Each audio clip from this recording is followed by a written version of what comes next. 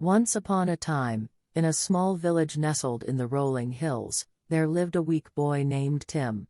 Tim was small and frail, and often struggled to keep up with the other kids his age. He was the last to be picked for any sports team and was often teased and bullied by the other children for his weakness. Despite his struggles, Tim had a kind and gentle heart.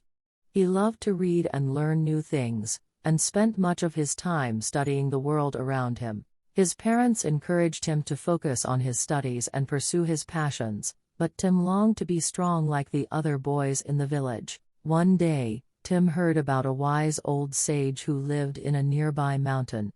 The sage was said to have magical powers and was able to grant wishes to those who sought his help. Tim decided to embark on a journey to seek out the sage and ask for his help in becoming strong. It was a long and treacherous journey, but Tim persevered and finally reached the top of the mountain where the sage lived. The old man listened patiently to Tim's request and smiled kindly at the young boy.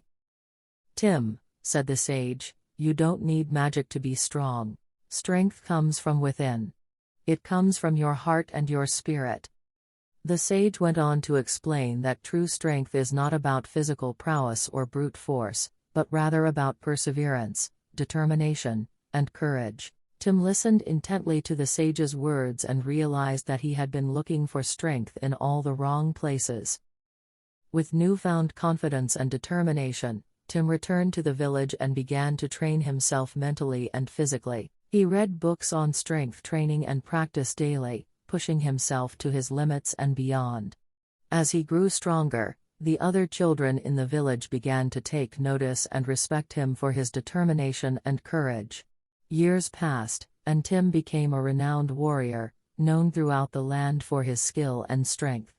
He had become a true champion of the weak, standing up for those who couldn't stand up for themselves. In the end, Tim realized that he had always possessed the strength he had been seeking. It was simply a matter of finding it within himself.